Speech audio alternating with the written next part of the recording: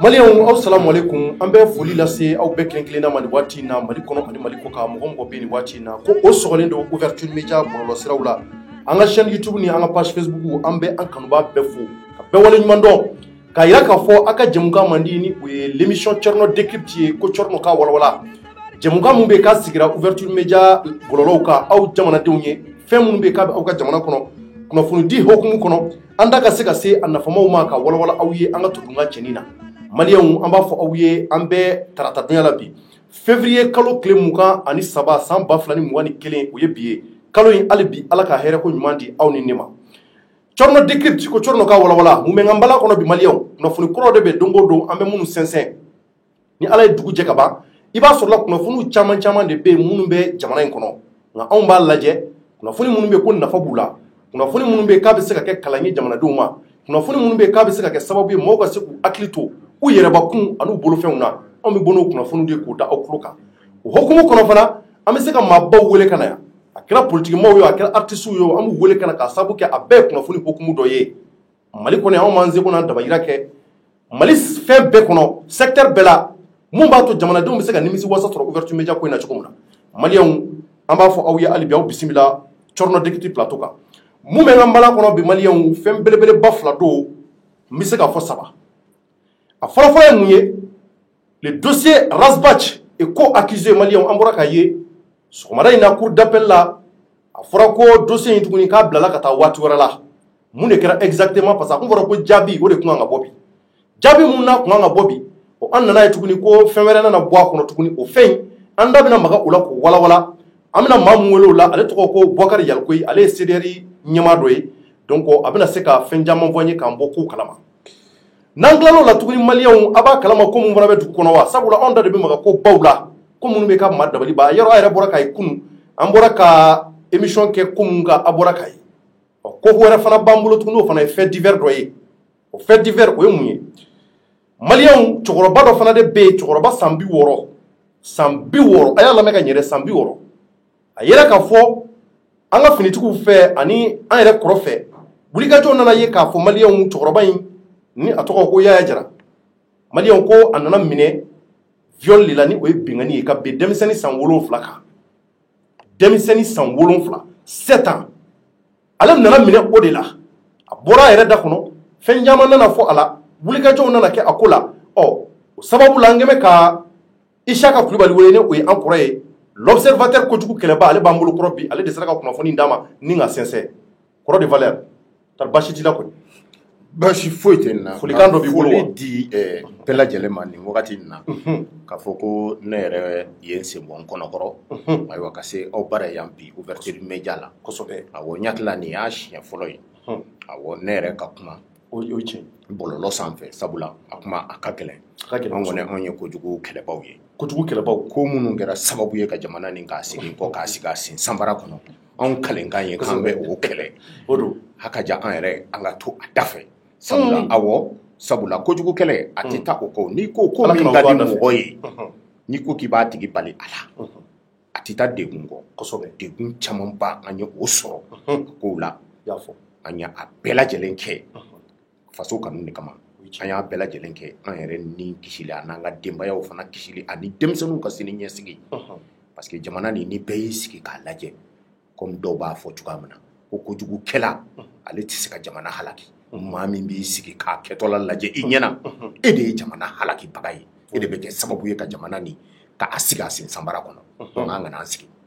e bɛ k'o baara dɔ kɛ donc i fana ye kojugu kɛlɛba dɔ ye d'accord hakɛto bɛ nin kan merci beaucoup Isaka Kulibali Maliens Isaka b'an bolo bi an da bɛna mago la cɛkɔrɔba mun n'a minɛna viol la o fana kɛra nin y'a tile damadɔ ye donc a ko bɛɛ sigira sen kan an bɛna don a wɔlɔwɔlali la denmisɛnnin san 7 an bɛna tila ka conclusion de tirer a la ka kumakan fɔ kumakan mun bɛ fɔ aw jamanadenw bɛɛ bɛn'i ka tata sɔrɔ a la a ka se ka hakili to aw wolodenw na a ka se ka hakili to a dɔgɔninw na mun b'a to nin ko fɔ sugu kana ta ka se ka u sɛgɛrɛ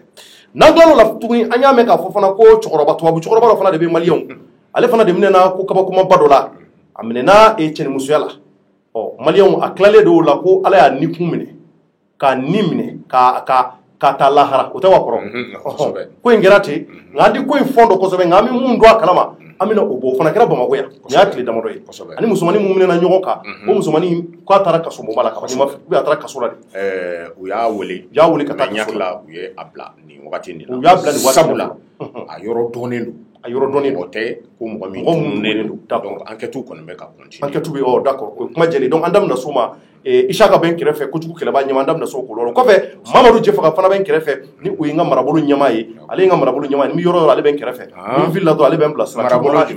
marabolo kɛ Cɔrɔnɔ yɛrɛ ka territoire c'est à dire bon an fana filɛ territoire de b'an bolo donc maaw kɛmɛ k'an kanu clubw bɛ yen an bɛ n'olu sigi sen kan ni n ka marabolo ɲɛmaa ye ni ne tɛ yen don min ale bɛ yen donc ale de kɛmɛ ka an ka gouvernement ta k'a ta nun jugu ma ne ka gouvernement kɔrɔ a ko bɛ ten o tɛ marabolo ɲɛmaa o don donc folikan dɔ b'i bolo ka ɲɛsin jamanadenw ma wa ouais Cɔrɔnɔ n bɛ foli daminɛ an kɔrɔ la bari sabula ale de bi don o don an bɛ kuma ɲɔgɔnya kɛ téléphone fɛ bi a yɛrɛ y'a décidé ka na an ka plateau kan a diyara n ye kosɛbɛ a bɛ kɛ sababu ye mɔgɔw minnu t'a dɔn mɔgɔ minnu b'a kumakan de mɛn maa min bɛ to k'an layɛlɛ plateau in kan komi a yɛrɛ b'a kalama kojugu kɛlɛba donc ale de b'an ka plateau kan an bɛ foli daminɛ ale la o tɛmɛnen kɔfɛ n bɛ an lamɛnbaga bɛɛ lajɛlen fo an tɛ ɲinɛ an tɛ sɛgɛn mɔgɔ minnu b'a lajɛ Mali kɔnɔ Mali kɔ kan an ka foli b'olu bɛɛ lajɛlen merci beaucoup Jeff Dier Maliyɛnw a y'a partagé maa minnu dalen bɛ sunɔgɔ la a y'a fɔ ka wuli k'u sigi kunnafoni ɲɛnama tɛ jamana mun kɔnɔ an b'o de fɔ ko jamana tɛ taa ɲɛ fiyewu anw ye pouvoir naaninan ye ni o ye fanga naaninan ye jamana in kɔnɔ yan o kumaw fɔ n bɛ o kɔfɛ fana an b'a yira k'a fɔ minnu ɲɛ bɛ k'u da sunɔgɔ la ka ɲinɛ kunnafoni ko a y'a fɔ k'u ka wuli ko diɲɛ kana wuli k'u to sunɔgɔ la ko jamana kunnafoniw kana taa k'u dalen to gɔrɔntɔli la minnu de ouverture média ko kalama a y'a f'u ye k'u abonné ouverture média kan diɲɛ kunnafoni dumanw an b'u sɛnsɛn de k'u fara ɲɔgɔn kan k'a fɔ an ka bamanankan cɛnin na mun b'a to aw bɛɛ ka se a lakale ko ɲuman na Maliyɛnw a dabɔkun ye ka se ka fɛn d'aw ma fɛn mun bɛ yen k'a bɛ se ka maaw éduquer ka maaw bɔ k'u kalama Maliyɛnw n'an tilal'o la an bɛ an ka sponsorw fo maa minnu ɲɛ bɛ k'an jukɔrɔma tonton ka se ka Cɔrɔnɔ yanga k'an bronzer ka se ka farikolo ɲɛnamaw di yan ka se ka n gulon ka n kɔnɔfuruw bonya maaw ka kɔrɔfɔ la cogo min na olu minnu ɲɛ bɛ k'an jukɔrɔma tonton a fɔlɔfɔlɔ ye double 7 n'o ye double 7 n bɛ double 7 feerebaw a n'a baarakɛlaw bɛɛ fo Amadu Ɲagandu a ka yɔrɔ ni o ye entreprise ba mun bila mɛ Mali kɔnɔ yan ka se ka double 7 yɛrɛ ka taa Mali fanda 4 fɛ ani Mali kɔ kan an b'a fɔ Ala ka barika don boisson in na Ala k'a taa ɲɛ n'an tilal'o la an bɛ Niturilaki fo o ye Serilaki kura ye Serilaki mun bɛ yen k'a namɛ denmisɛnnin juniw kama anw denmisɛnnin kɔrɔbaw fana b'a la Serilaki a ka di kosɛbɛ ale de ye bleu u b'ale wele nanzarakan na ko le bleu o tɛ yan bleu don donc ale bɛ dilan ni fɛn nafamaw de ye a bɛ se ka maa yɛrɛ hakili dayɛlɛ kosɛbɛ a ka ɲi maa hakili ma a b'a to denmisɛnnin bɛ sanjan sɔrɔ o Serilaki kura in o de don an ka jamana kɔnɔ a tɔgɔ ko Niturilaki a y'a fɔ a ka denmisɛnninw ye k'u k'a min k'a nɛnɛ denmisɛnninw a y'a fɔ a fana baw ye k'an mago bɛ Niturilaki la ne yɛrɛ dɔ bɛ ne yɛrɛ ka bon kɔnɔ ne yɛrɛ mana wuli n bɛ n kan jan n'a ye mun b'a to n fana ka se k'a nafa dɔn n'an tilal'o la hali bi an bɛ foli fana lase an ka sponsor dɔ fana ma Maliyɛnw ale fana donna Cɔrɔnɔ ka jɛkulu kɔnɔ ka n jukɔrɔma tonton ni o ye Dima ye Dima ale ye safunɛ kura ye safunɛ mun bɛ yen ko o fana nana di ne yɛrɛ ma ko n k'a si filɛ kɔrɔ safunɛ kura de n'a bɛ di ne ma ko Dima a dira n ma nin y'a tile damadɔ ko n k'a si filɛ yanni n ka sɔn k'a sponsoriser n ko n b'a lajɛ n'a ka ɲi n'a ma ɲi n tɛ tugu a kɔ k'a sponsor parce que anw bɛ tugu fɛnw kɔ an b'a sɛgɛsɛgɛ de o tɛ wa ne fana bɛ taa n dɔ ye bi i bɛ taa n dɔ ye bi kɔrɔ kana jogo la ale bɛ maa ka zan fana de ban ani kurukuru minnu b'i la k'i kasa ja wa n'i ko n'a ye fo ka tile kuru ban kasa gɛlɛnninw de tigi nɔ yɔrɔ an bɛna don funtɛni na maa minnu bɛ yen k'u kasa gɛlɛnw ka bon i b'a dɔn dɔw bɛ baara kɛ tile kɔrɔ n'i ko ni Dima ye a b'i kasa tigɛ hali n'i ma parfum fiyɛ ale ka ɲi maa ma kosɛbɛ hali n'i kasa yɛrɛ tigɛ mɛ n'i y'a i ko n'a ye a ka ɲi maa fari ma a ka ɲi santé ma kosɛbɛ wa fini ko fana a bɛ fini jɛ o tora Dima in a bɛ sɔrɔ yɔrɔ jumɛn Dima in yan Dima in ye safunɛ kura bɔlen de maa caman da an bɛna mɔgɔw de bɔ a kala u ka don a san na i y'a faamuya Sodima a bɛ sɔrɔ société dɔ bɛ yen ko Sodima olu ka safunɛ dilannen don Mali yɛrɛ ta don dɛ jamana wɛrɛ foyi ta tɛ Mali ta don an bɛ dɔ d'i ma o kɔrɔ i bɛ taa si filɛ a kɔrɔ safunɛ n'a bɔra mun na i b'o fɔ an ye kunun ne yɛrɛ Cɔrɔnɔ ye dɔ d'i ma n taalen n kɛlen ka n ko n'a ye ɲɛda bɛ ka mɛnɛmɛnɛ dɛ foyi tɛ safunɛ in kɔ awɔ Dima y'a ka a bɛ yɛlɛla i nɔfɛ ne yɛrɛ bɛ boisson duman minw ni double 7 minw ani Niturilaki n bɛ tila ka n ko ni ala ko ale Cɔrɔnɔ gatera ɲinan sa safunɛ Dima fana de kɛmɛ n dama ɲɔgɔn ye tun ala k'a ko cayali Cɔrɔnɔ an bɛ dɔ d'a ma pour que ale a ye kɔrɔ bɛna si filɛ ka kojugu kɛlɛ kosɛbɛ ka kojugu kɛlɛbaw kɛ kosɛbɛ parce que n'i y'a dɔn siga t'a la dɛ ala ka barika don Dima feerebaw ani a kobaw la an bɛ don sujet kɔnɔ mali ami foli bila yanfoila kaw ye ala ka kanu to ande nyiro ko wala nyuman do suni kilambo ke yanfoila kaw bi yoro wasoro ambi befo ka be wala nyuman do wallahi ka ira ka fo ala bi ala ka kanu nyuman to anje amin sujet munu ma mbolo malion ambi do akono rasbach yani anga se sujet fulana ima ni o lauta ko ngeranga jamana kono tuguni yoro kungo an kuma na chukoroba do ka mungera ku chala marala na e de saba soro adefe yoro ko be dabali bande angala ka témoignage wule akira mamunu nyana ruya aku sincère ka wala kosobe be family so o on yum vo conclusion we ala ka ngishi ni nyana warema ala kana ni mafa suku bo anshila parce que nié nyangata nié ala ka nyangata do ka ara madu musoro ala ka ngishama donc ni vana dore tuguni chokoroba fana wara fana de minena to tega minena boro kono o chokoroba mun de kam o takra violi no e bingani ka be demiseni san wolum flaka anda mina dula ko wala ko jugu kele babia ni oye ishaka ale dabna se ko wala nga yano che aba kalama ka fo rasbachi ani ka fara mamu minene do kukumina nga jamana yigi yoko akobi sina ni akalo damare depuis mois de décembre fo kana blasana akli la kalo flado ka tawati la kana blasisa na ko chamangera ko chamanvora mamu minene ko nbo yo blika joke anga mali sharia bolo fana ru fana ko kubi barala fo jamana do nga dawla anya ira ka fo sharia bolo nunu ba molo ni o anga mali justice jamana de ndale mbala kosobe sabla ni wati damado ina anga mali sharia barakala o prevu bawira jamana do na ka fo kanga njigi sigi anga sharia bolo la ulu e bara munza batu e kalenga mununge wakuba ke fuka sa dana hukumu kono maliyon ni ngomu ngoni nakira moko nzigi meka anga sharia barakala ulaje ko mun ndara ka nyeshin numa anya e ka fo obliga jo kungera akola ka se ka laje mumba to liberté be se ka duma ko sabula ko avocat ko krofola ko le dossier est vide ko fait des dossiers ngoro ka langolo ya ledu sababula an nana e ka fo wi obliga jo ke mumba to liberté be se ka duma choko muna wole la yoro muna ruya akotoi ya rejeté o ko fe obliga jo ke ka cour d'appel secret o sharia tabulu ye sagam na escalier di ni yoro do ma nyebita yoro la no ma nyebita yoro la o cour d'appel e obliga jo ka kola o dongo yo kuma kan fo kuma kan munu ya fo ya ira ka fo ko ubina laje mumba to ka se ka délibéré ke bitarata doyen ve o délibéré ngo kera chokodi amna yel koy sorani watini kunguruni na ka se ka fen voigner fen mumbe ne ko komunu temenana anga se ka famal so nga yelo jeme ngeshi jefra iba kalama rasbachi ni ko accusé o kuma délibéré ko nga kebe anyu o tekne oui o anya me ko wora borala e mu famia ko tabulula ouais chorno effectivement ya fatuko mina e do kun temenei e atum fora ka foko délibéré be kebi et Rajbat Kanumba mo Rajbat be ani munu minera parce que Rajbat il faut reconnaître que mo chama ma Rajbat parce que aller donner ndo mais ani ma wéro de minena akonna la donc ulu mo munu somo anu Kanumba fo ka ta Rajbat somo na Kanumba ma o be tu nisho jale no parce que abu kuna ka foko bigoni ni ala ma bashi fo ke ko o bina na bla parce que ayira la ka foko avocat général no est parquet o ko ka korofolo ya ka foko dossier ko c'est vite donc ko ka procédure ko ka a jo maintenant délibéré de tumbe bi na fara ko délibéré te dore c'est-à-dire ni a fara ko délibéré be na di o koro de ka foko affaire mbe affaire c'est-à-dire aka jo do we dondo de di justice la ni soit ni tribunal de do be ni cour de do ulu de b'a foko bon amena délibéré de nin don o koro ka foko débat c'est-à-dire les débats d'audience là kuma kan munu be ke audience konna la o koro ka foko a bela jelen jora folo maintenant délibéré koro de amena verdict de faux kana jami mena bo konna la amena do faux mais anya ye bi u tagara o ma botuguni u ya rabatu ka bla don wɛrɛ la tuguni titɛmɛ nga amina yalko de son wati nani yalko bi ɲɔgɔn bolo sisan amina ɲininkale ka se ka don ko mun kuna ɲɛncɛ la ka se ka walawalali ka ɲɛ mun b'a to rasbachi kanubaw ani maa minnu minɛ olu kanubaw ani fana maa minnu d'u yɛrɛ si fɛ olu fana ka se ka bɔ kunnafoni ko kalama ko sira la yalko ye salamu alaikum alaikum salam somɔgɔw bɛ di basi sida ba ni wati na i bɛ ouverture media kan allo wa yalko ye oui voilà donc voilà on wati na ngi bi ouverture média kan voilà donc ani wele pour que ka se ka kunnafoni don donc akila mo bi don aba ibi rasbat ka jekula no CDR ye en même temps ye kunnafoni dila fana ye le pays la otewa voilà donc am fe nga don bi akun fara ko délibéré bi trata don la mun ne kera exactement bon fara ko délibéré tumbe no so madame na antara cour d'appel là Bon, kuna foli min bora ino ko dossier blala ka taga le 2 mars là. Le 2 mars, Bon, au terme juridique là, ko dossier rabattu là. Bon, kumina ouye ablagata le 2 mars là ko parce que juge mun kunanga décision ta délibéré nto. Voilà ko ulu chama metelendo. Donc, mutation à Madame Droma de beaucoup de notifications de servir là.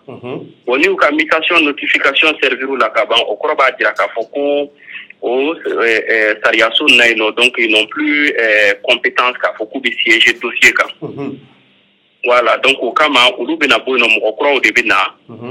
Bon, il va donc follow la alu na peine de décision ta ka foko ils ont récrit la nullité par rapport à la procédure. Ani ka foko mandat de dépôt levé ka boui. Donc, au décision monta au croba dira ka foko décision ni o biné de dila. Ni o biné dila. Au croba de bena ni o biné de dila kan. Donc au croba de bena mogombe alu na pe remplacer aller ni tonu au croba de bena débat croba de bena taille le mardi. Donc au croba mun na ulu na anga avocat o bena na sika débat croba de ketuni. Nous lu la menu bena minka ulu fana buka décision ta. Donc nous lu ka décision ta maintenant c'est ça on veut ka foko bo y une décision ta bi pour délibérer planning dona. Donc au croba dira ka fo mardi na ta obena débat de ke mais ka foko de o donc na fana ka foko jabi ko atina ko e ka foko be délibérer définitif ka o don atina ko e. Donc anye kuna foli mi soro no yeni ni. D'accord mais ngo muna kera est-ce que banga sharia gafo kono? Bon, avec Saria kono parce que ko justice ko du ka be Saria kono anye information mun soro fin Saria tu yoro la ka be Saria kono mais bon ko kele ne be no minye on dabalia banko kono iba e ka foko de kama alji anga sorti do la anya dira ka foko on be minye dossier no kono dossier politique do parce que ba terme mo mun alu nambe nunu ani juge mun sanga traiter dossier ka ulu be ka mutation sun kera yani ka fo dossier rek à ces chambres d'accusation nay ou ka mutation qu'on bora yani dossier ni rek à ces chambres d'accusation na bon maintenant si ça malgré que ka mutation qu'on bora du moment a kuma notifié là ou qui se ka continuer ka baraka bon ndang na ma notifié là ko ba dira ka fo dise ka continuer ka baraka yani ka fo notification kana bon ou to ino ou dossier d'aile ou kelenga dossier d'aile ou dossier étudié ka ban ou ya dira ka fo ko fo ite dossier kono ko kan dossier ko ka la poubelle kono wa mo mo na fana ko ka manda wuli ka buka bon altu na ko mo ko décision ta wuli de kan ga jamana difa na kara ka fo jamana ni mo be ndona o be ni situation be jamana ka ani mo do ta tra justice bon ulu ya to ulu o décision ta o ka to fo o délibéré fana be na bo wati mina ka soro kata notification servi là donc bon en de la anya fo ko amba bla mine min kono o ye ka dira ka fo quelque part alu na mpe ni décision mita mo mo be jamana be mo mo bulo bi atu arranger o de kama o ye solution beke pour que nous délibérer la nous kana statut délibérer ka parce que déjà il y a ka fo réquisitoire min pora ka dam na sécurité d'état la kata fait na commune 3 tribunal là réquisitoire bi d'état ni ka na information mun dira wulu de la kona ka so ka nous datu bon alu na mpe ni tara ka fo no ko information mun pora yempe no ko a information ni shi denete et que nous menana mina vous m'excusez le terme pour mana ko di bon nous le faut di mo mi mi ni ke ku bla ka so kono be ba don ka fo ko jamana maraba o du militaire ou du donc lui a ka fo ko boni ko be ka ta to mina adamandu lula donc il faut trouver rapidement une formule pour que nous rekana na statut délibéré ka donc lu po do kana ni mo ko yi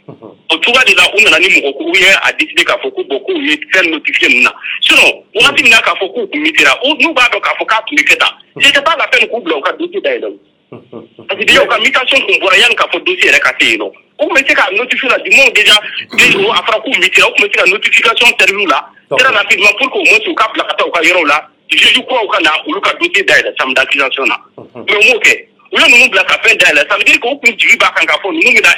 décision meta o tumbu ko changer mais nous les décisions meta oui droit de faux y charia de faux donc maintenant au te penuluma on est comme le rapidement yan ka fo ko délibérer donc ka notification servi là voilà ça au kana se ka continuer dossier kana ni mo ko e ka dossier la ko ya tuguni parce que déjà on retourne à ce départ ni cas départ mais c'est kata odina donc on est comme anya fo ka fo on va la politique menen kono oui mais yagwe oui era fo to komina décret kumbora ka fo ko nununga uka ere kuma nuga mutation ko minka awo atuma fo akun sariga a décret tumbora mais notification tuma duma n'est-ce pas Voilà, mais est-ce que notification d'ili ni wakati na anika ni dossier sur ça, est-ce que coïncidence que coïncidence milan kono wa? Est-ce que coïncidence était wa? Non, c'est-à-dire que il faut coïncidence ils ont fait exprès. Ils ont fait exprès où il y a tout des caquets. Coïncidence faut être. Mais faut qu'on dise comment parce qu'il y a c'est le dossier le plus sensible aujourd'hui au Mali. C'est le dossier le plus sensible. Et maintenant, le dossier le plus sensible, ni dossier le plus sensible de maintenant, ni mon black, il va tout continuer le dossier jusqu'au bout. Normalement, quand on va continuer jusqu'au bout, même si l'administration c'est une continuité. Mais déjà, il t'a tout qu'à beaucoup dossier d'elle, ou tout il t'a tout qu'à dossier d'elle, ou l'on qu'à dossier d'elle, qu'à faire que fois à d'autres délibéré de la quête, bien délibéré que qu'à sorata ou qu'à mutation notifiée là. Nous, c'est comme déjà juste si Barak donc que si ça embête du code au Barak de la Geleda. Donc, nega kuma famille ça c'est comme si vous va faire un coin latéral ça quoi. Mais au-dedans, numéro de Iran, parce que déjà, j'avais parce que déjà, délibéré le mouilla, délibéré par Irak, à beaucoup de débats, banapéo, mais là, c'est juste une décision de fois par rapport à la situation, délibéré pour les Iraou. Maintenant, débat pour déclarer à d'autres côtés, maintenant, nous, quand on a délibéré, on a qu'à beaucoup à juger au bout, quand on a mis mon croix. Donc, ça veut dire que le dossier, on a reprend à zéro. Maintenant, débat, mon avocat général Karola, avocat ni ou lui, chambre d'accusation, le débat, on débat aux décisions, on va pinter, on va la sédica pour la croyance. Donc,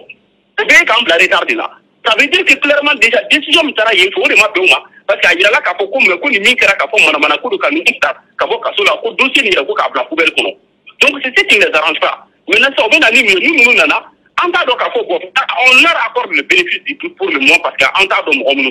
mais nous, on a déjà, comment on a claqué pour le on va la mettre de nous les décisions, ça y a au sera des faits. En tant que décision, mais n'a pas là. Ou enfin, nous, les décisions, quand on peut en Bénanica, mais délibéré en bas, planetona, à vous le reste à Unana. Donc, on va dire qu'à faut, ils traînent des dossiers pour autre chose. On va vous connaître, en réalité, une sécurité limite. La matière de tout est maintenant, mais Anya dira qu'à pas en baisser à Yako. Mais Anya est capable pour tirer des nanas quand il reste sur le coup.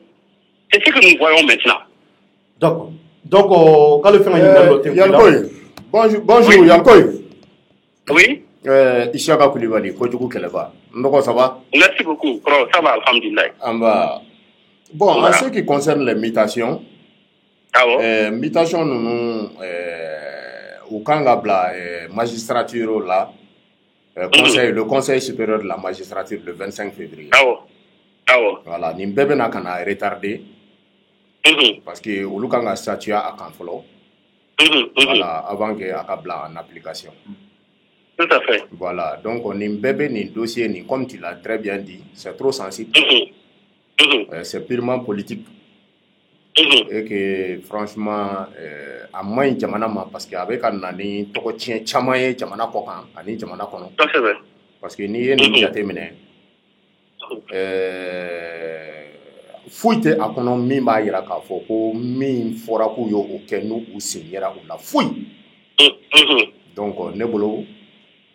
an bɛ nin ko in kɛ ni hakili ye nin wagati nin na. I bɛ taa sɔrɔ kun wɛrɛ bɛ ninnu bolo min tɛ min yɛrɛ yera min a fɔra ko min yɛrɛ kɛra. Donc vraiment an bɛ o yɔrɔnin f'i ɲɛna. Donc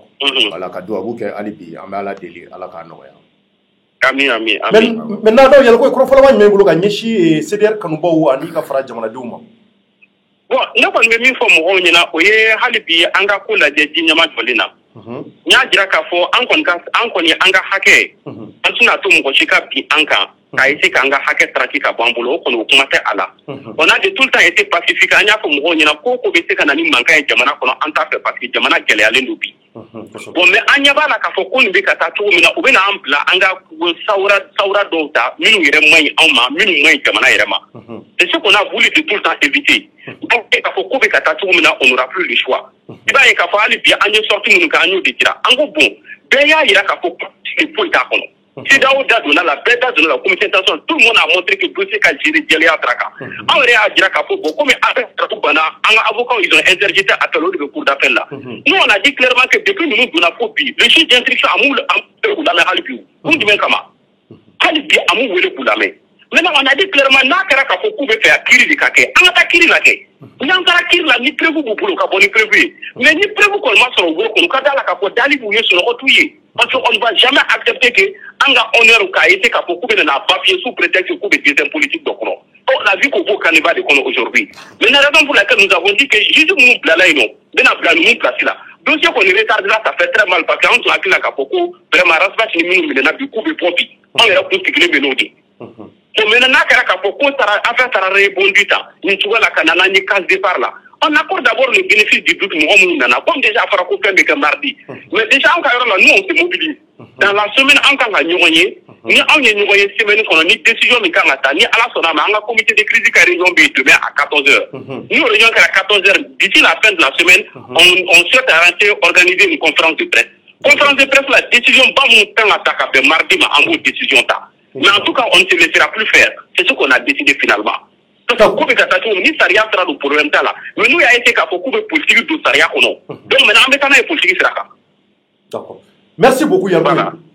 Merci. Merci bien. Ok. Merci. D'accord. Donc a bɔra ka Yalko ka kɔrɔfɔ mɛn nin ye mun ye Boubacar Yalko ye CDR la donc en même temps a ye kuma minnu fɔ kuma baw don parce que a ye tali kɛ fɛn caman kan Rasbach ni mɔgɔ minnu minɛnen don k'u bɛ fɛn ka jamana déstabiliser donc o kumakanw de bɛ sen na donc an kɔni b'a fɔ hali bi kuma min b'an da o ye hali bi Ala ka tiɲɛ bange Ala ka tiɲɛ bange o de y'an ka laɲini su ni tile jamana kɔni kɔnɔ an y'a yira k'a fɔ sariya mun b'an ka jamana kɔnɔ an da b'an ka sariya la an da b'an ka sariya la parce que jamana yɛrɛ sinsin fɔlɔ o ye sariya ye sariya bɛ boli bɛɛ kan secteur bɛɛ kan i kɛra sɛnɛkɛla ye o i kɛra fonctionnaire ye o i kɛra commerçant ye o bɛɛ mago bɛ sariya la donc o sariya in il faut qu'ale bi a ka kɛ jigisɛmɛyɔrɔ ye kosɛbɛ jamanadenw ma mun b'a to kunba min bɛ maaw la o caman bɛ se ka ban cogo min na donc an da b'an ka sariya la Yalko ye kɔrɔfɔ min fɔ donc inshallah an b'a lajɛ an b'a fɔ Ala ka tiɲɛ Ala ka o bange o de y'an ka laɲini su ni tile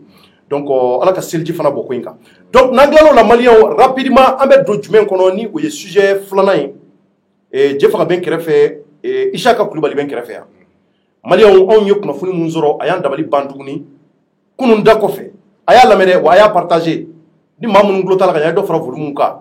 ni coton tige b'aw kɛrɛfɛ a y'a bɔ a ka tulo nɔgɔw bɔ ka ɲɛ kosɛbɛ n'a bɔra koliju la ni ji bɛ tulo kɔnɔ a ye coton tige don kosɛbɛ walasa ji ninnu ka se ka bɔ ale la a ka se ka mɛnni kɛ sabula kuma minnu bɛna fɔ réseau soko kuma don n'a mɛnna i bɛ se a lakaliko ɲuman na wa conclusion minnu bɛna di ni o ye ladilikan minnu k'a bɛna bɔ an da kɔnɔ a bɛɛ bɛ se ka kɛ aw faamuya a la a bɛ se ka wulikajɔ dɔ kɛ mun b'a to bɛɛ bɛ se k'i yɛrɛ kisi i kɛrɛfɛmɔgɔw ani i denw ma cogo min na maliyɛnw a b'a kalama k'a fɔ an ka jamana ye jamanaba ye an bɛ segin a kan don o don Mali ye jamana kɔrɔ ye n'i y'a ta k'a lajɛ an ka jamana tabiyaw ye tabiyabaw ye a tabiyaw sinsinlen don an ka Mali coutume kɛcogow kan lamɔ b'a la fo ka taa bila fɛn caman kan nka n'i y'a ta k'a lajɛ an ka jamana ni waati damadɔ in na ko caman bɛ ka kɛ ko minnu ye k'a bɛ k'an yɛrɛ kunnafonidilaw dabali ban jamana si tɛ taa ɲɛ tant que lamɔ tɛ a jamana kɔnɔ jamana fɛn fɛn bɛ yen nɔ diɲɛ kɔnɔ a bɛɛ sinsin bɛ éducation kan ni jamana éducation tiɲɛna dɔrɔn o b'a yira k'a fɔ maa minnu bɛna jamana mara dans les jours à venir olu bɛɛ bɛ kɛ maa lankolonw ani maa sidɔnbaliw ye Ala kana an ka jamana ko ye maliyɛnw an bɛ faw wele yan an bɛ denmansaw wele yan an bɛ jamana ɲɛmɔgɔw wele yan jamana karamɔgɔw a mɔriw ani kerecɛnw an bɛ bɛɛ wele yan an ka wuli an k'an jɔ an ka jamana éducation a kana tiɲɛ fiyewu bɛɛ k'i tɛgɛ di ɲɔgɔn ma kunnafoni minnu bɛ yen k'an b'a sɔrɔ n b'a fɔ cogo min na a b'an dabali ban mun b'an bolo bi o fana ye ko wɛrɛ ye maliyɛnw cɛkɔrɔba dɔ fana k'o fana de minɛna san 60 Isaka bɛ n kɛrɛfɛ a da bɛna s'a ma kunnafoni an y'a sɔrɔ ale bolo wa an y'a wele a y'an ka welekan jaabi k'a yɛrɛ bɛna don a mugu n'a ɲɛɲɛ la k'a bɛɛ walawala cɛkɔrɔba in tɔgɔ ko Yaya Jalo ou bien Yaya Jara de don ne yɛrɛ tun y'a kɛ Jalo ye sa komi anw ye Jaralakaw anw ye Nja ye ne tun y'a yɛlɛma cogo dɔ la mun b'a to anw tɔgɔ kana fɔ a la nin tɛ bɔ kan dɛ don o don i da bɛ mɔgɔw da la bi ta kunun tun ye danbele bi kɔnɔ o y'i yɛrɛ d'accord donc Isaka an b'i lamɛn ko in kɛra cogo jumɛn ni y'anw dabali ban comment est-ce que cɛkɔrɔba san 60 denmisɛnnin n bɛ se k'a fɔ a mɔden yɛrɛ don a mɔden don parce que san 7 bɛ na ale bɛ se k'o sɔrɔ ale den yɛrɛ bɛ se ka o den sɔrɔ cogo tɛ tiɲɛ kosɛbɛ nin ye cɛkɔrɔba in sɔrɔ cogo jumɛn bon n bɛ min fɔ i ye i da maga kuma dɔ la barikaba b'a la min bɛ tali kɛ mara kan vraiment barikaba b'a la mara de futera le camp kosɛbɛ jamana in kɔnɔ k'a sababu kɛ anw yɛrɛ jogo ye kosɛbɛ k'a sababu kɛ marakɛ yɔrɔ minnu n'olu tun bɛ anw bolo fɔlɔ n'anw bɛ se k'an jigi da o kan kosɛbɛ olu si tɛ yen bilen i b'a dɔn du kɔnɔ kɔni o mara o tɛ yen bilen kɛnɛmana fana o ka jugu n'a bɛɛ ye n'i taara se okɔlisow fana la kojugu a bɛ fana y'a tɔ bɛɛ kala kosɛbɛ sabula okɔliso kɛra tiɲɛnikɛ yɔrɔ ye okɔliso kɛra adamaden yɛrɛ burujali yɔrɔ ye okɔliso kɛra fɛn wɛrɛ ye min ti kalan ye n'u kalanna dɔrɔn u kalanna kojugu dɔrɔn na donc Tchorno i damaga yen yɔrɔ la c'est très important yen yɔrɔ ninnu ale de bɛ kɛ sababu ye ka jamana ka siniɲɛsigi sigi n'o y'a sɔrɔ mara ɲɛna kosɛbɛ parce que mɔgɔ mɔgɔ i lamara la e tɛ binkani wale kɛ bilen o ye tiɲɛ i tɛna taa bi walimuso kan i tɛna taa bi denmisɛnnin fitinin kan kosɛbɛ e tɛna mɔgɔw ka fɛnw daraki ka b'u bolo i tɛna fagali kɛ i tɛna mɔgɔ bana parce que i bɛna jateminɛ k'a fɔ e yɛrɛ ye adamaden ye i bɛna jateminɛ k'a fɔ nin man ɲi sabula a bɛ f'i ɲɛna de k'a man ɲi mara ye o de ye o bɛ min kɛ o ka ɲi nin man ɲi i b'o bila mais Tchorno an kun bɛ an wakiliw kɛ maakɔrɔw ye an ka maakɔrɔw kunun i damaga dɔ la i ka émission na o fana ye maakɔrɔ ye an bɛna min fɔ bi fana o fana ye maakɔrɔ ye hali min yɛrɛ kɛra Hotel Plaza la an bɛ se k'a fɔ ale fana ye maakɔrɔ ye a cayara dɛ ayiwa maakɔrɔw ayiwa n m'a fɔ dɛ ni maakɔrɔ dɔw tulo b'a la u kana fɔ k'a fɔ ko denmisɛnninw sigilen don ko ka jɔ an kan n m'a fɔ dɛ ayiwa hakɛto n bɛ hakɛto ɲini kɛ maakɔrɔw fɛ awɔ wala n bɛ kala sɛmɛ an ka maakɔrɔw la maakɔrɔ minnu n'olu y'an bilasira maakɔrɔ minnu n'olu kɛra sababu ye anw kɛra min ye bi ni anw kɛra o ye sabula u ye sira jɛlenw yira an na o ye an wolobaw an wolobakɔrɔw an wolofakɔrɔw ani an tontonw ani an tantiw minnu bɛ sokɔnɔnaw la n'u b'an bilasira an bɛ foli di u bɛɛ lajɛlen ma nin wagati in na i ko k'an ka don sujet filanan kɔnɔ donc rapidement an bɛ don a kɔnɔ Yaya Jara san 60 a Tchorno tiɲɛna nin ko in kojugu belebele don sabula fɔlɔ ni denmisɛnnin ni n'a a taara ɲɔgɔn fɛ kungo kɔnɔ n'i y'a bugɔ ni aw nana so i ko ne ni nin taara kungo kɔnɔ ne y'a bugɔ u b'a fɔ ko i cɛkɔrɔba e bɛ sɔn ka nin bugɔ ni denmisɛnnin taara kungo kɔnɔ dun n'a y'i bugɔ n'i nana ne ni denmisɛnnin taara kungo kɔnɔ a ye ne bugɔ o bɛ mun fɔ tuguni Tchorno i cɛkɔrɔba denmisɛnnin bɛ se k'i ma yan a fɔ an fila bɛɛ fɛ e tɛ kisi sabula maabakɔrɔya o ye hakili sigi o ye min ye ko caman ye ani min fana bɛ se ka mɔgɔw bilasira ani min fana n t'a dɔn n b'a fɔ cogoya min na min ye an yɛrɛ ka sini ɲɛsigi yɛrɛ ye min b'a dɔn k'a di an ma walasa an bɛ se ka sira ɲuman ta parce que ale y'a bɛɛ ye ale si bɛ hakɛ min na o si kɔnɔna la fɛn caman kɛra a ɲɛna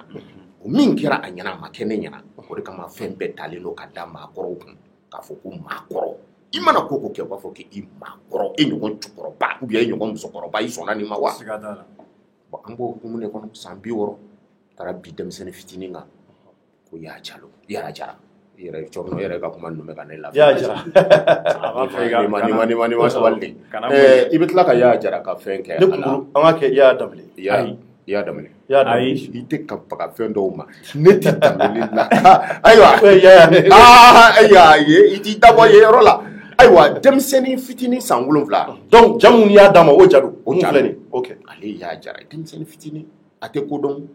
a bɛ to ka taa cɛkɔrɔba in de kɔrɔ mangoro tu dɔ de bɛ yen cɛkɔrɔba in bɛ kɛ yen mangoro i k'a kɔrɔta a yɛrɛ ka so a bɛ mangoro tu dɔ kɛrɛfɛ cɛkɔrɔba in bɛ to ka mangoro de kari ka na n'a y'a ka so kɔnɔ denmisɛnninw bɛ na fɛnw nɔfɛ mangoro de nɔfɛ a y'i profiter o de fɛ dennin bɛ to ka na bu a mangoro di yan bu a mangoro di yan a bɛ to ka mangoro di o dennin ma dennin t'a dɔn min don a t'a dɔn min bɛ nin cɛkɔrɔba in kɔnɔ ale b'a bila ɲumanya minɛn ale kɔni b'a bila ɲumanya minɛn kɔrɔ ale yɛrɛ bɛ bɔ a somɔgɔw fɛ a b'a fɔ ko n bɛna karisa fɛ yen n bɛna Yaya fɛ yen a bɛna mangoro di yan ja n'a taara Yaya ɲɛ bɛ fɛn wɛrɛ la min tɛ mangoro ye Yaya ɲɛ bɛ denmisɛnnin fitinin san 7 mun bɛ t'i bolo so o ka kurusi kɔnɔ i bɛ taa mun ɲini mun de b'o ka kurusi kɔnɔ ko e bɛ se ka sama o nɔfɛ e san 60 mun de bɛ e ma min ye mun bɛ e ma min kɛ mun bɛ e min ma fɔ i ɲɛna san 60 a y'i to o de la a bɛ to ka maga dennin na a bɛ to ka maga la bon denmisɛnnin fitinin don a t'a dɔn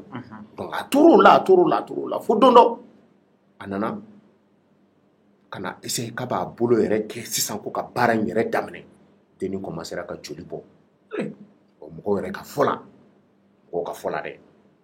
ko a y'i t'o la ko ka se denni ma sabula a ye bolo kɛ déjà ka denni la baara fo ka taa se bolo ka se ka denni yɛrɛ sɔgɔ donc a sɔrɔla k'a lajɛ denni jolima sisan k'a bɛ cɛ denni fɛ denni jolima de bolila ka taa ba fɛ yen ne banana ba y'a ci ka taa n'a ye dɔgɔtɔrɔso la taara ye k'a fɔ effectivement denni se kɛra a ma san 7 mais a dɔn cogo de k'ale don denni taara yira k'a fɔ ko karisa don karisa jumɛn karisa min bɛ to ka mangoro d'a ma donc u nana ni denni u nana ni 12e arrondissement na ka na Ɲamele comme Kɔnpoli Ɲamele nɔfɛ parce que a kɛra Titibugu la u n'a ka cɛdenw wulila ka taa ɲininka wa a ma dogo ayi cɛkɔrɔba y'a fɔ a kɛra cogoya min na mais min balila an na a tilala k'a fɔ ko denni ko tuma bɛɛ ko bi m'u bila u bɛ nin kɛ ale ni denni ko bi m'u bila olu bɛ cɛ ni musoya kɛ ne ko n k'aw b'o kɛ cogo di ko bi m'u bila olu bɛ nin kɛ jaja ale t'a kɛ o ale bɛ magali mun kɛ n'a bɛ f'o ma ko attouchement a bɛ to ka maga denni ka kurusi kɔnɔnaw la o kun ka di cɛkɔrɔba ye o b'ale lafiya n t'a dɔn cɔrɔ i kana kuma don da n'o b'i lafiya o ye jata ye fɛn jata la a b'i to kuma la dɔrɔn a bɛ kuma sama a bɛ se ka i fili kuma kɔnɔ ten n m'a fɔ ko b'a lafiya ne tɛ cɛkɔrɔba ye a ma kɛnɛ a bɛ lafiya cogoya min na cɛkɔrɔba de bɛ se k'o ɲɛfɔ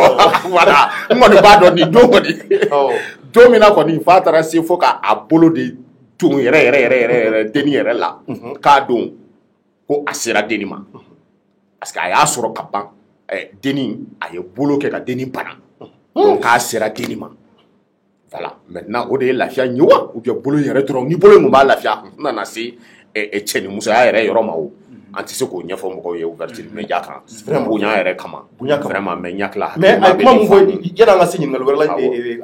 ye kuma mun fɔ parce que an y'a ka kumakanw sɔrɔ e yɛrɛ de bolo an ye photo in sɔrɔ i bolo kosɛbɛ an ye kumakan in sɔrɔ i bolo e yɛrɛ de ka investigation donc an y'a yamaruya pour que i ka se ka na i yɛrɛ ka don a ko la maintenant n bɛ fɛ an ka audio in ani an limanaw ka jɛ k'a lamɛn ɲɔgɔn fɛ pour que k'a yira a bɔra yɛrɛ da kɔnɔ k'ale yɛrɛ de sera ma voilà kosɛbɛ n b'a ɲini aw fɛ audio nin na komi kumakan wɛrɛ b'a kɔrɔ mais y'a k'a présenter ani yala a sera denni ma u ko o kuma fɔ o kɔrɔ tɛ k'a fɔ k'a bɔra ne da bilen a bɔra a yɛrɛ da sabula audio bɛ ne bolo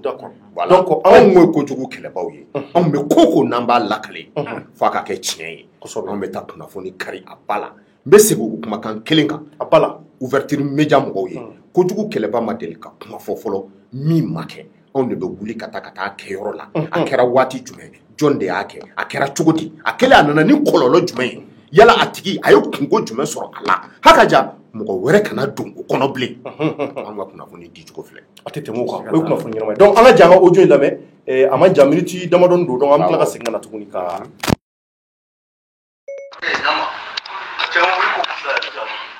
Nyama, ite de la, ama kule ba. Ale na na ba bla ku.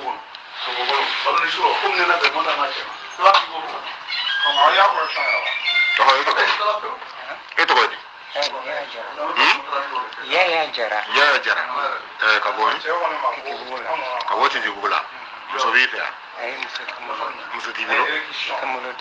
Muso ti bulo. Ibe sanjola. Sambi oro.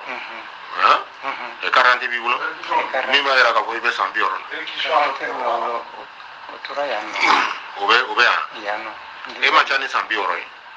40 be 12e nano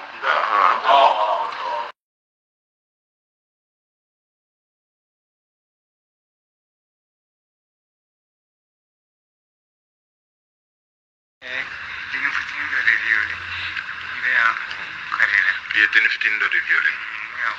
Deni me sanjola. Bon vraiment tachi san sincèrement. Eta sando. Tachi san. Mais est sera ko violé to di dem san fitin do. Fitin no ouais. Abe ta era bula ta sanjola. Era bulo ko. Évaluation. Évalue quoi un peu parce que par cas c'est mine va sur ça c'est au dé là oui. Évaluation. Quel âge à peu près tu le donnes? Comme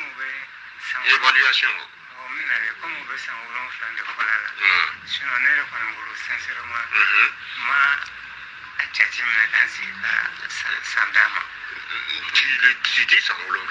D'accord, donc Mali wa bora ka korofo la mais Ishaga. Donc aw de ka groupe ye ni wuli ka jokke. L'observateur ou observateur bon il se k'a fɔ groupe kojugu kɛlɛba kojugu kɛlɛba parce que groupe kojugu kɛlɛba comme i bɛ to k'a fɔ l'observatoire kojugu c'est-à-dire l'observatoire kojugu y'an ka quotidien de ye o y'a ka quotidien awɔ c'est-à-dire fɛn minnu kɛra tile kɔnɔna la an b'a fɔ de ma ko l'observatoire kojugu i ka ko dɔw ye i ka a bali ou bien i ka a dénoncer a bɛ fɔ de ma ko l'observatoire kojugu mais an bɛɛ bɛ ɲɔgɔn sɔrɔ jɛkulu min kɔnɔ o de ye groupe kojugu kɛlɛba ye wa gafe o fana bɛ nin jɛkulu nin na n'a bɛ f'o ma ko journal kojugu kɛlɛba ala a tɛ tɛmɛ wa donc maintenant a ko k'ale ma furu an y'a mɛn a ka kɔrɔfɔ la a ko k'ale de don donc k'ale ma furu muso t'a bolo den t'a bolo o bɛɛ de balila n na nin cɛkɔrɔba in kan e ye mun faamuya o la ne m'a faamu cogo di c'est-à-dire ne yɛrɛ kɔni ye cɛkɔrɔba in ye ne ye cɛkɔrɔba in ɲininka san 60 muso t'a bolo den t'a bolo kabako ye dɛ a ye san 60 in kɛ mun na n'i y'a ye hali bi san 60 ale muso ko bɛ ale hakili la o fana ye kabako ye dɛ donc ale bɛ san 20 ninnu ni san 30 la cogoya min wagati min kɔnɔ a tun bɛ cogo di parce que o tuma la mɔgɔw ka muso ko bon olu wagatiw ni san 60 wagatiw tɛ kɛ kelen ye a ma se ka muso furu nin na donc i bɛ taa sɔrɔ nin kɔni nin ye ko caman kɛ min ma ɲi dɛ nin ma ɲi dɛ donc o de kama a selen tribunal la u ye mandat da parce que ni minɛna nin na i kɔrɔbayali la n'a fɔ i b'a kɛ mandat dara a kan sabula a taara ye k'a fɔ vraiment a ye den bana et puis sigiɲɔgɔn den kun don denmisɛnnin fitinin mais an ma se k'a ja ta an kɔni y'an ɲɛ la mais an ma ja ta ka sababu kɛ vraiment il faut k'i ka den yɛrɛ protéger mais an ye min jateminɛ cɛ yɛrɛ la a y'a dɔn a ye min kɛ sabula a sigilen n'i y'a jateminɛ i b'a ye k'a fɔ ko nimisa kun nana vraiment mais ale si bɛ yɔrɔ min na sisan est ce que n'i ye nin don san 20 kaso ou bien san 30 ou bien san 10 kaso est ce que nin bɛna o bɛɛ kɛ bilen vraiment bon a kɔni kɛra tiɲɛni ye mais i ko ladilikan dɔ kan ka sɔrɔ nin ko in kɔfɛ walasa an ka nin sujet kun cɛ an ka sujet wɛrɛ ta mais kɔrɔ yanni an ka taga ladilikan la ne b'a fɛ ka ɲininka fɛn dɔ la quoi parce que an y'a ye k'a fɔ ko wagati min na u y'a ɲininka a yera k'a fɔ ko a yɛrɛ ka kɔrɔfɔ la ko muso t'a bolo den t'a bolo a bɛ parce que an b'a dɔn plus généralement ni mɔgɔw minɛra nin ko ninnu na polisiw bɛ ɲininkaliw waleya walasa k'a dɔn réellement a tigilamɔgɔ bɛ ka kuma mun fɔ n'o de ye a ka denbaya ko problème ye est ce que tiɲɛ dɔw bɛ yen ni tiɲɛ tɛ parce que a dɔw la u bɛ équipe dɔ détaché ka taa enquête kɛ est ce que a kɔnɔna la u y'a dɔn k'a fɔ ko tiɲɛ yɛrɛ la muso t'a bolo wa a bɛ du min kɔnɔ a bɛ yen a mɛnna wa a nana a mɛn a mɛnna a yɛrɛ balima dɔw bɛ yen wa a yɛrɛ fana somɔgɔ dɔw yɛrɛ nana nin kɛra don min na u nana ka n'a fɔ karisa e sɔnna nin ma wa donc a bɛ du min fana kɔnɔ duba don est ce que i y'a faamu donc bɛɛ lajɛlen bɛ cɛkɔrɔba in dɔn bɛɛ b'a dɔn k'a fɔ muso t'a bolo den t'a bolo a yɛrɛ somɔgɔw yɛrɛ nana ka na o waleya wa a yɛrɛ ka carte d'identité fana na n'i y'a jateminɛ i b'a ye k'a fɔ san 60 a yɛrɛ y'o de fɔ ne ɲɛna ko o don sabula ne yɛrɛ tun ma da san 60 la parce que e mana ale âge jateminɛ i bɛ photo in yira mɔgɔw la walasa u ka photo in faamu ne b'a caya ni san 60 ye quoi parce que o de kama ne ka ɲininkali cayara parce que i mana ye dɔrɔn ne b'a fɔ n ko nin bɛ san 70 bɔ quoi est ce que i y'a faamu mais san 60 adamaden min y'o kɛ t'a sɔrɔ a tora manamana ko caman na donc a nana kɔrɔ a yɛrɛ ma san 60 la sinon san 60 man ka kɛ tan quoi o yɔrɔnin ninnu ye ne lafɛn dɔɔni mais muso t'a bolo den t'a bolo Jeff n b'o f'i ɲɛna bi awɔ o kɔni o ye tiɲɛ ye enquête bɛɛ y'a yira parce que nin ko in bɛɛ kɛra a bɛɛ banna o parce que a bɛ mɔgɔ dabali ban san 60 kɔrɔ a bɛɛ banna mais il paraît que a yɛrɛ ka fɔ la est ce que ko den kelen don fana parce que ko denmisɛnnin muso n ko kabako ko don ko denmisɛnnin musomanin caman bɛ taa a fɛ yala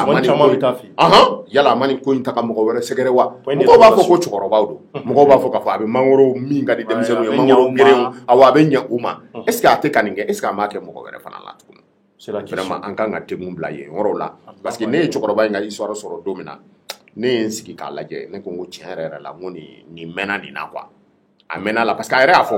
a ko k'olu mɛnna nin na ko dennin mɛnna ale fɛ yen ko dennin yɛrɛ bɛ kurusi bɔ a yɛrɛ ma a ye nin bɛɛ fɔ ko yɛrɛ bɛ kurusi bɔ a yɛrɛ la a ye nin bɛɛ fɔ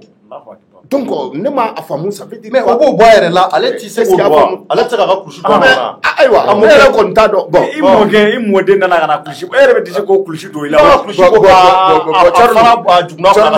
ne ma kulusi mais mun b'ale bila cari no ne ko ɲɛna e fana da wa ko lajɛ ne tɛ i b'a fɔ a yɛrɛ mais n'a ye kulusi bɔ mais mun na ayi kɔrɔ in kan ka ɲininka o de kama o don ouverture média la an tora téléphone na n ko Thierno ma k'a bɛ woro sara ne ka woro ma sara fɔlɔ n bɛ taa bi n bɛ taa ni woro ye c'est-à-dire a bɛ kɛ ten ni denni ye kurusi bɔ a yɛrɛ la denmisɛnnin fitinin don ni sugunɛkɛ kɔni t'a la i bɛ taa sɔrɔ tabanakaw t'a kɛ i b'a dɔn i bɛ taa mun ɲini ye i tɛ don dunni yɛrɛ ma i b'a juguna ko mun bɛ yen ko e ɲɛ ta bilen mun bɛ yen bilen ko e bɛ sama o nɔfɛ san 60 i b'a dɔn Thierno ye kumakan mun fɔ ne ka kuma tɛ dɛ Thierno de y'a fɔ dɛ ko cɛkɔrɔba tun b'a fɛ ko k'i b'a sɔrɔ o de tun bɛ cɛkɔrɔba lafiya donc le fait que a bɛ kulusi bɔ cɛkɔrɔba tɛ sɔn an ka kulusi dɔ bilen o parce que Thierno ka fɔ Thierno de ko k'a bɛ cɛkɔrɔba bɛ lafiya i bɛ taa sɔrɔ o de bɛ cɛkɔrɔba lafiya ayi mais i ɲininkali tɛ ku kɔrɔ de la kuma lasela a tɛ tegu ne la dɛ ne ye kuma lasela ye min fɔra ɲɛnabɔ o de lakali ok maintenant a bɛ kɛ tan ni ne ka ɲi wa ni ne tiɲɛ na ne t'o dɔn a kɔni y'a kɛ cogoya min na o ye nin ye d'accord donc n b'a dɔn denni in kelen tɛ fana a kelen tɛ fana parce que mais comme anw ye kojugu kɛlɛbaw ye anw tɛ se ka ko dɔw bɛ yen n'an ma min ye donc c'est sûr et certain que a kelen tɛ o c'est sûr et certain mais anw tɛ don a kɔnɔ Yaya Jara nɔ don ale don wa fana a minɛna a kan wa fana mandat dara a kan nin wagati nin na Yaya Jara bon komi cɛkɔrɔba fana don a nana yɛrɛ polisiso yɛrɛ la mɔgɔ si ma n'a nɔfɛ n'i y'a jateminɛ polisiw yɛrɛ de b'a balo denbaya tɛ yen o e bɛ ka mun denbaya fɔ o tɔ la e ye kuma min fɔ sisan e ɲinɛ nɔ ayi mais komi ko wagati min na mɛra ko u ka mɔgɔw don nana ka na u tun bɛ k'a fɔ a ɲɛna o y'a yɛrɛ balimaw ye a kɔrɔkɛw a dɔgɔnin dɔn mais olu kɔni y'a fɔ dɔrɔn karisa e sɔnna nin ma wa o kɛra o bannen ye olu mana polisiso la o an y'a mɛn de k'olu ko a karisa e sɔnna nin ma depuis o kɛra a banna o polisiw yɛrɛ de y'u jɔlen nin kan ko makaritɔ ko filɛ i t'a dɔn i b'a kɛ cogoya min na denba ni ɲani e min kɛra sababu ye k'i den to o ka taa o de kama bon comme a ko k'an kana ladilikan ninnu fɔ an tila ka so ma an tila ka se olu ma mais quand même a yɛrɛ ka fɔ la parce que ne ye cɛkɔrɔba ka kumaw jateminɛ nin den in kelen tɛ quoi t'a sɔrɔ den wɔɔrɔ b'a la t'a sɔrɔ a bɛ ninnu kɛ parce que ale kɔrɔla a hakili ma o a ma muso furu i yɛrɛ ye min fɔ a ma den sɔrɔ donc ale ma lafiya sɔrɔ a yɛrɛ ka adamadenya kɔnɔ ala min y'an da ale de b'an dɔn nin bɛɛ ye o i y'a ye a ko k'an ka muso furu an ka denw sɔrɔ a bɛ e bɔ ko dɔ de la o a bɛ na e hakili lasigi ko dɔ la o e mana nin san sɔrɔ ka ban i b'a ye ko dɔw bɛ yen e tɛna na sama olu nɔfɛ sabula e y'o camanba kɛ e si y'a faamu fo e ye torofew sɔrɔ o la n'o ye denw ye olu fana nana kun bon i kana n ka kuma tigɛ dɛ ayi dɛ kana tigɛ dɛ sari a to ka sari olu torofew camanba sɔrɔ la donc e mana olu ye ka tila k'a ye e ye min kɛ i mana se san 60 la donc hakili bɛ na sigi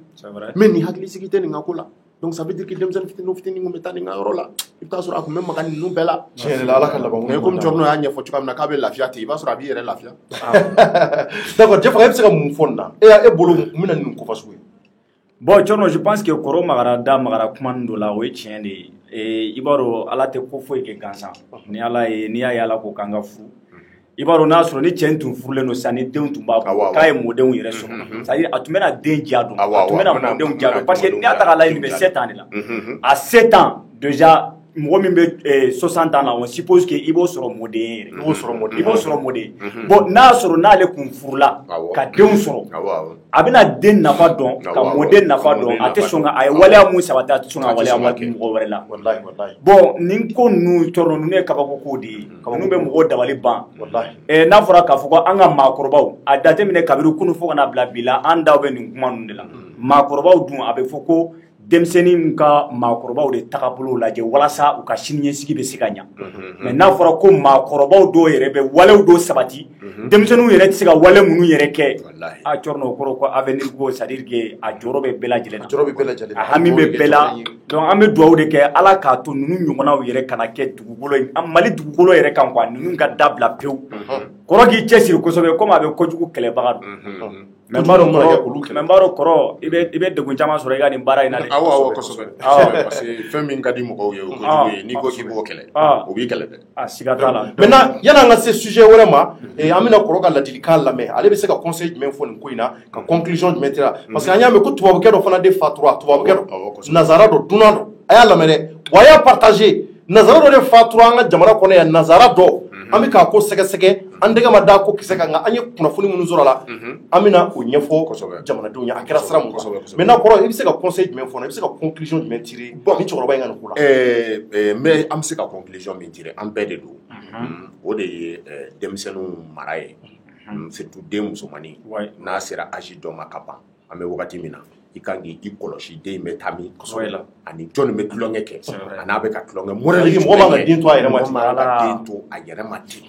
parce que o de ɲɔ ɲɛlen don denmisɛnnin caman tun ni ko kumaw bɛ kɛ i b'a ye a fanba bɛɛ lajɛlen ye musomaninw ye u bɛ cogoya min na mɔgɔ si t'a dɔn an ye dɔw minɛ kɔsa in na min bɛ ye gerebudennin bolo tigɛ o somɔgɔw y'u den bila de ka taa k'a bɛ taa kalan kɛ n'an y'a jateminɛ an kɛlen don ka denmisɛnninw to u yɛrɛ ma bon vraiment il faut que denbaw parce que mara in fanba a bɛ musow de bolo u kɔlɔsi den musomaninw la surtout et puis ni den nana n'a bɛ mɔgɔkɔrɔbaw kan surtout sokɔnɔnaw la parce que an ka duba kɔnɔnaw la n'aw bɛ yen a y'aw kɔlɔsi den musomanin kana to k'i sigi cɛw sen kan et puis ka yala yala cɛw sigilen ɲɔgɔn cɛ k'i sigi cɛw sen kan parce que an b'a caman b'a ye an ka du kɔnɔ i tɛ fɛn kɛ u b'i den minɛ dɔrɔn k'a sigi u sen kan n bɛ ka min f'i ɲɛna a ma ɲi dɛ ni den musomanin sera hakɛ dɔ la k'a sigi cɛ sen kan a ma ɲi ayiwa a ma ɲi cogo di kɔrɔ a bɛ ka k'i ka ɲɛfɔli kɛ c'est-à-dire kɔrɔ k'i ka ɲɛfɔli de kɛ a ma ɲi cogo di ne m'a fɔ dɛ k'i ka ɲɛfɔli non mais n bɛ min fɔ nin ko in na den musomanin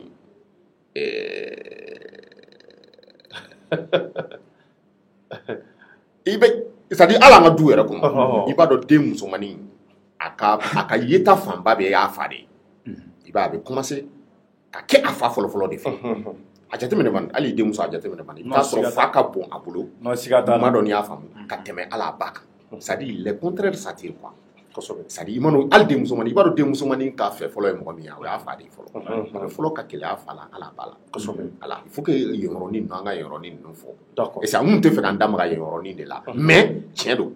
awɔ donc a bɛ kɔrɔya ni hakili de ye n'a taara hakili sɔrɔ don min na k'a fɔ non ale bɔra nin de la o tuma de la i b'a ye a bɛ bɔ a kɔnɔ est-ce que y'a faamu mais kana den musomanin to a ka taa sigi bɛɛ sen kan est-ce que a faamu a man ɲi kan'a to fana du kɔnɔna la a b'a fɔ ko i cɛ filɛ nin ye karisa i cɛ nana o kulonkɛ kuma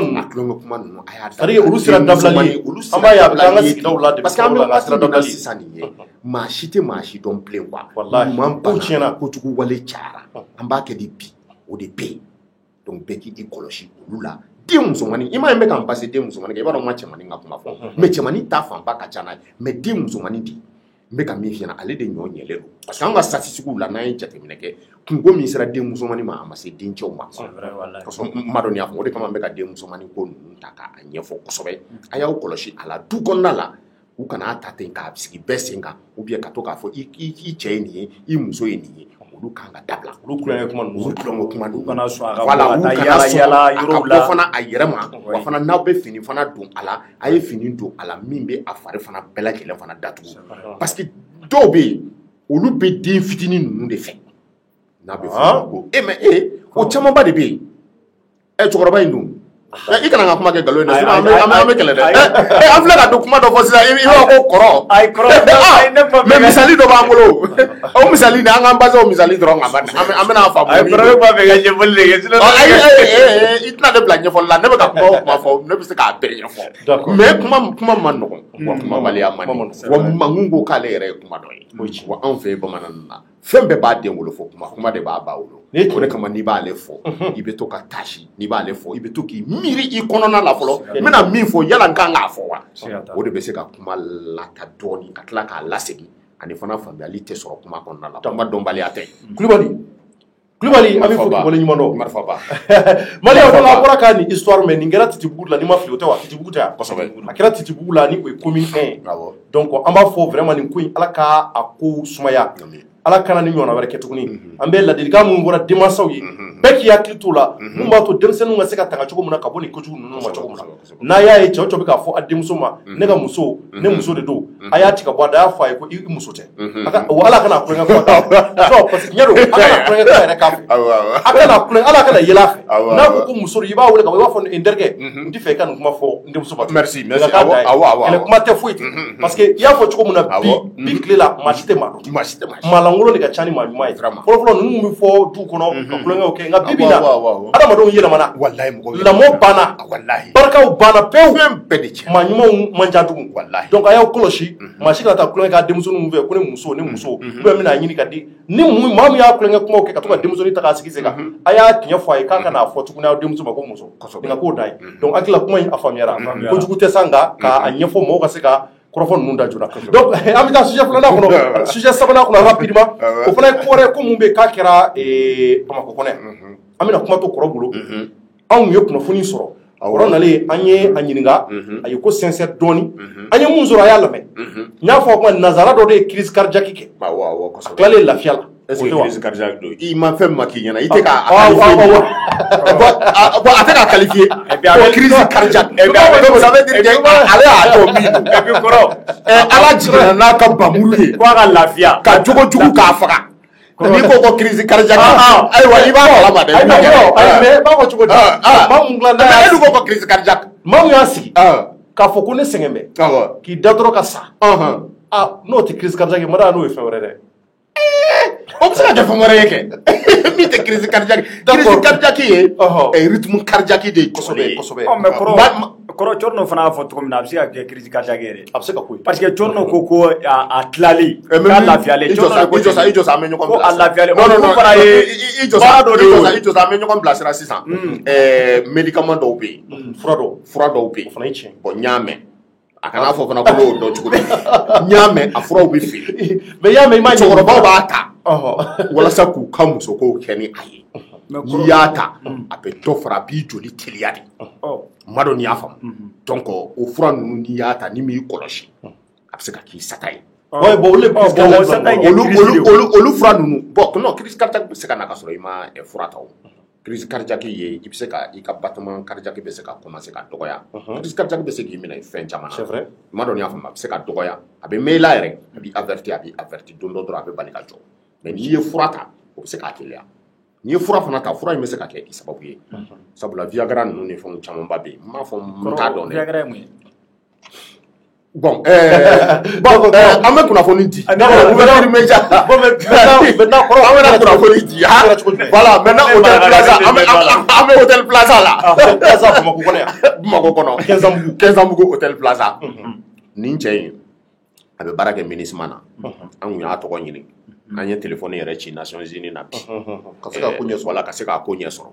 parce que olu de bɛ personnels bila ka na ou bien olu de bɛ se ka personnels ta bon minnu chargelen don o la ne yɛrɛ ni Corno an kun sigilen bɛ an ye dɔw wele n yakila dɔw yɛrɛ y'an jaabi est-ce que y'a faamu mais ko ale tun bɛ dugu wɛrɛ la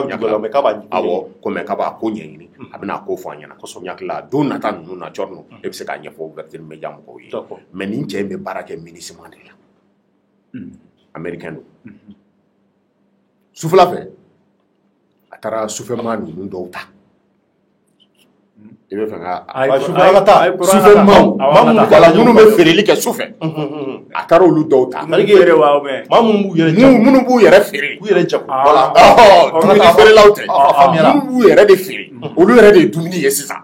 komi dumuni ka di e ye olu yɛrɛ de ye dumuni ye c'est-à-dire a y'o dɔw de ta ka taa hôtel plaza la ka taa chambre ta ye ka t'i da ni o ye ɲakila k'a tilalen baaraw la tuma min na sa a ko denni ma ko ale yɛrɛ b'i lafiya dɔɔni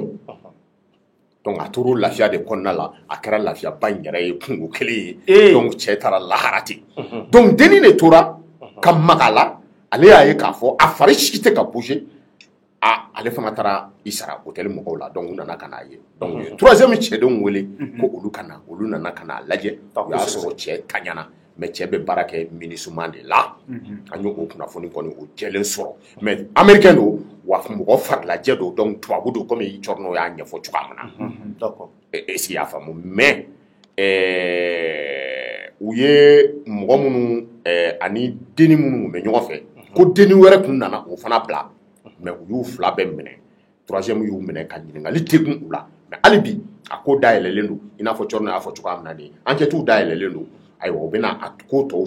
fɛsɛfɛsɛ hali bi parce que ale bɛ ka crise cardiaque fɔ ne t'a dɔn n'o don voilà ne yɛrɛ n ka furakisɛ fana bɛ ta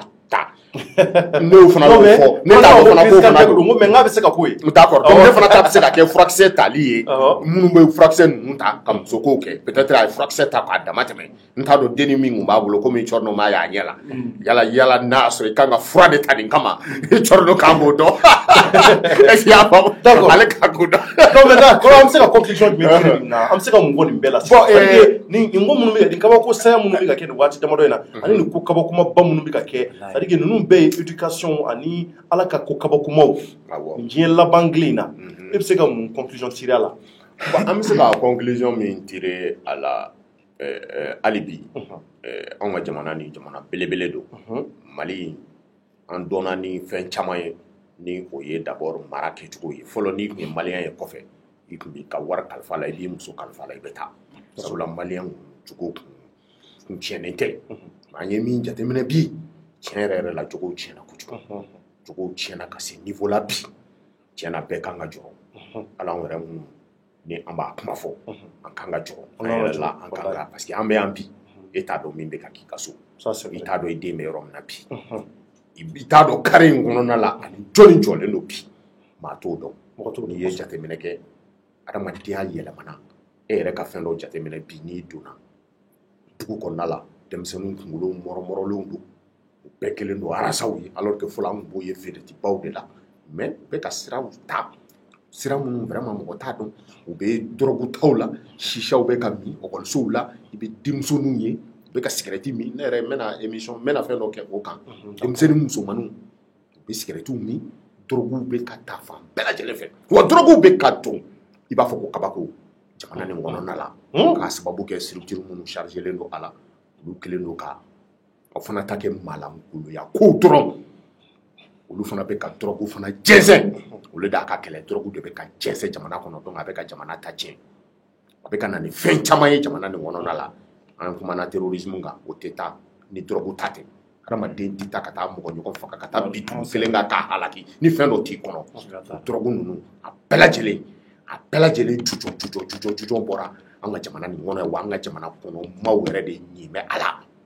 o de y'a la ko lafiɲɛ donc mara tilala an na an t'a dɔn an b'a kɛ cogoya min na bɛɛ bɛ kule la kosɛbɛ an b'a kɛ de bi fo an ka segin an kɔ an k'a lajɛ fɔlɔ adamadenw tun bɛ mara cogo di et puis fɔlɔ duw tun dilannen don cogoya jumɛn na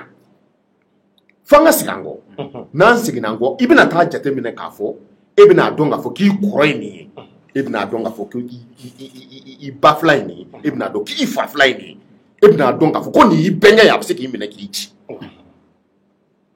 i yɛrɛ ye min fɔ an sigilen yen fɛ i ko fo châtiment corporel ka na parce que an bɛ k'an basé kalan in kan fo fɛn bɛɛ ka daminɛ kalan in na fɔlɔ ka na o la adamaden kura ka dilan maliyɛn kura ka dilan an ka médecins sɔrɔ minnu bɛ mɔgɔw furakɛ mais u tɛ mɔgɔw faga an ka vétérinaires sɔrɔ minnu b'an ka baganw yiriwa mais u t'an ka baganw u t'u faga an ka comptables sɔrɔ minnu b'an ka wari compter mais u t'an ka wari suɲɛ ok kɔrɔ vraiment merci kɔrɔfɔ laban ɲɛna an b'i fo k'i waleɲuman dɔn ka groupe kojugu kɛlɛba maa bɛɛ fo a baarakɛ ɲɔgɔn bɛɛ an b'a fɔ inshallah an tɛgɛ bɛ ɲɔgɔn bolo ko ko mana kɛ jamana kɔnɔ aw ni anw de bɛ se a kɛnɛw kan ka taa sɛgɛsɛgɛ polisiw caman y'o fɔ an ye k'a fɔ ko kojugu kɛlɛba ni ouverture média olu de bɛ kɛ terrain kan kosɛbɛ ni ko minnu kɛra u bɛ se ka boli ka taa nka an b'an kɔrɔ de anw ɲɛma fɔlɔ yanni anw yɛrɛ ka se yen donc an b'a dɔn kɔrɔ e bɛ baara in na ka tɛmɛ anw kan hali bi ala ka a sini kɛnɛya d'i ma n bɛ kumakan kelen fɔ e yɛrɛ fana ye tiɲɛ na bɔlɔlɔ ka na bi n'an bɛ se k'an bolo si mɔgɔ la an b'an bolo si e la awɔ sabula i bɛ baara min na baara belebele don dɛ awɔ donc n bɛ min f'i ɲɛna taa nin sira in kan mais a sira in a ka gɛlɛn i bɛna degun camanba sɔrɔ a kɔnɔ i bɛna na jugu sɔrɔ a kɔnɔ i bɛna na ɲin jugu sɔrɔ a kɔnɔ parce que jugu bɛ yen mais ɲin jugu fana bɛ yen ɲin jugu awɔ b'a fɔ ko b'i fɛ k'a sɔrɔ t'i fɛ o de ka jugu n'a bɛɛ ye Cɔrɔnɔ i bɛn'o sɔrɔ nin baara in kɔnɔ Cɔrɔnɔ i bɛna fɛn camanba sɔrɔ nin baara nin kɔnɔ mais Cɔrɔnɔ kan'a dabila dɛ a ye da dabila parce que ala baara don maa o maa n'i bɛ mɔgɔ bilasira n bɛ ka min f'i ɲɛna foyi tɛ se i la ala tɛ se k'a to diɲɛna ko juguman k'a ka se ɲuman na n b'o kumakan kelen f'i ɲɛna n'i tora nin sira in kan foyi t'i sɔrɔ mais k'a fɔ i tɛ degun sɔrɔ a kɔnɔ i bɛna jarabi a kɔnɔnaw la mɔgɔw bɛna na bi i kan kuma si to yen ni min tɛ fɔ i ma mais nin bɛɛ lamɛn i k'i ɲɛsin nin ma sabula mɔgɔ hakɛ min bɛ ka ouverture média lamɛn bi Mali kɔnɔ ani Mali kɔ kan mɔgɔ den tɛ dɛ mais cɔrɔ dɔ n den ka kuma dɔ f'i ɲɛna mais i ɲɛ bɛ ne sigilen na wallahi ala ne tɛ bɔlɔlɔ télé de lajɛ mais ne ye ouverture média dayɛlɛ k'a lajɛ wallahi ne t'a lajɛ c'est à dire n'i y'a jateminɛ wallahi ala ne t'a lajɛ yɛrɛ aw ɲɛ bɛ vidéo manu ni fɛn fɛn la wallahi ne t'a la lamɛn ne bɛ taa n ka kunnafoni ɲini i m'a ye ka sɛbɛn i ka gafe kan awɔ ne bɛ taa n ka kunnafoni ɲini dɔrɔn ne b'a sɛbɛn n ka journal kɔnɔ wallahi ne t'a lajɛ mais cɔrɔ e kama ne ye ouverture média dayɛlɛ ka a kale n ka fɛn sanfɛ ka tila ka enregistrer ma dɔn n'i y'a faamu i ka émission dɔw lamɛn n ye fɛn dɔw lamɛn n y'a ye k'a fɔ i ye denmisɛnnin ye mais hakili b'i la kojugu o hakili nin a bɛ se ka kɛ sababu ye ka jamana ni ka denmisɛnninw bɔ ko dɔw la parce que mɔgɔ mɔgɔ n'o ye e ta comme référence siga foyi t'a a la i bɛ se ka baara kɛ jɛlenya na i bɛ se ka baara kɛ fana ni hakili sigi ye i bɛ se ka mɔgɔ wɛrɛw fana bilasira ala k'o to bɛ ne ka sa merci kɔrɔ ala ka kanuɲɔgɔnya to a ɲɔgɔn cɛ jɛ fɔ ka kɔrɔfɔ laban rapidement heure y'a tan tɛgɛ kɔrɔfɔ laban ye ka kɔrɔ fɔ ka dugawu k'a ye kosɛbɛ bari sabula a bɛ wuli ka jɔ mun na a ma nɔgɔn komi a yɛrɛ y'a fɔ cogo min na an ka baara in a ma nɔgɔn a ka gɛlɛn kosɛbɛ degun b'a la wa an b'a dɔn fana an bɛ degun sɔrɔ an ɲɛ tuguni mais an bɛ dugawu de kɛ dɔrɔn yarabi ala kan an bɛɛ lajɛlen kisi k'an tanga quoi parce que i y'a fɔ cogo min na a ma nɔgɔn dɛ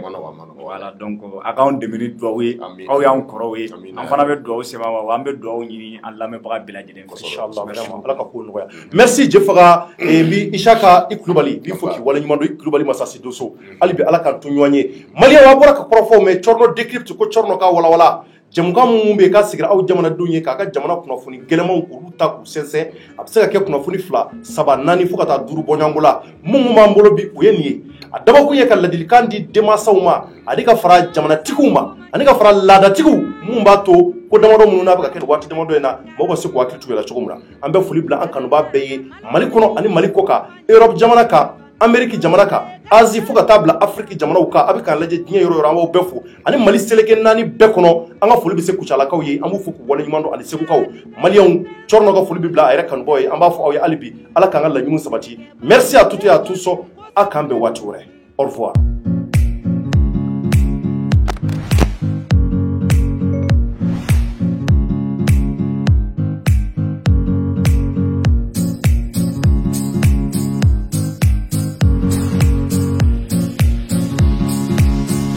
Double 7,